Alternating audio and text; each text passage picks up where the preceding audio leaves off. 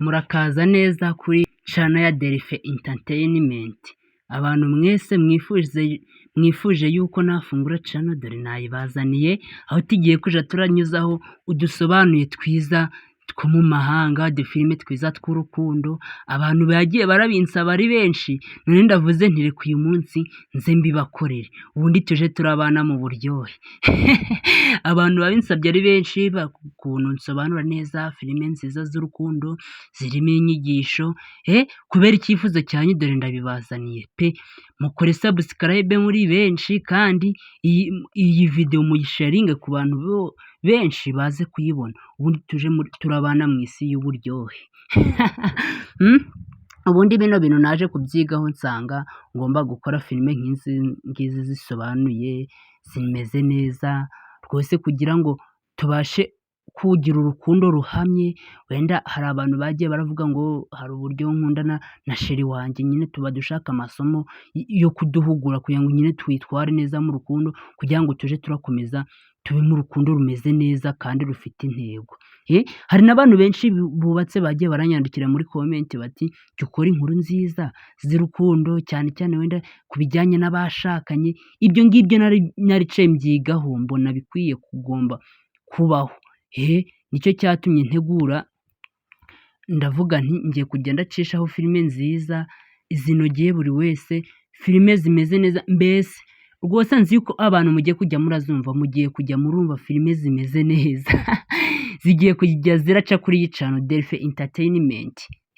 Mujye munanasacinga wenda mu zindi telefone, mu gihe wenda udafite telefone yawe usacinga nyine ushaka kwiyumvira agasobanuye na Delphin Entertainment. Ariko njye nkora filime z'urukundo, ntabwo nkora filime z'imigeri. Filime z'imigeri n'izabaroki, njyewe ntabwo rero bijyamo filime z'imirwano, wapi biriya ntabwo nkunze kubijyamo. Njye nkunda kwikorera udusobanuye twiza tw'urukundo tujyanye n'ingo zubatse, urubyiruko mwese mwisangamo. Umuntu wese ufite ikibazo ambaze muri comment ndamusubiza.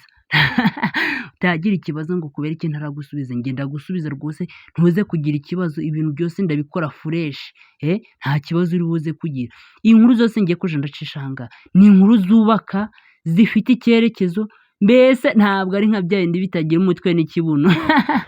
Oya rwose, ntabwo mu bintu nize kubeshya.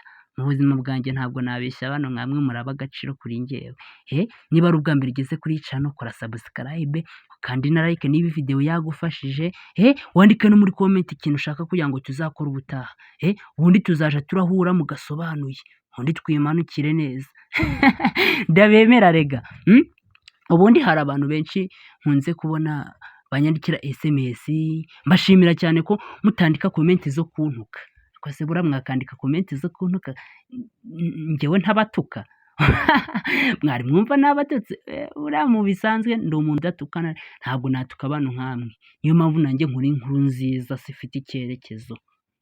Ndabemera rwose abantu, rwose mukunda kureba ibiganiro byanjye nshyiraho, mbona yuko ari ibiganiro byubaka, ibiganiro bifite ireme. Reka mvuge gutyo, ni ibintu bizima, ntabwo ari ibintu bipfuye kubaho gutyo.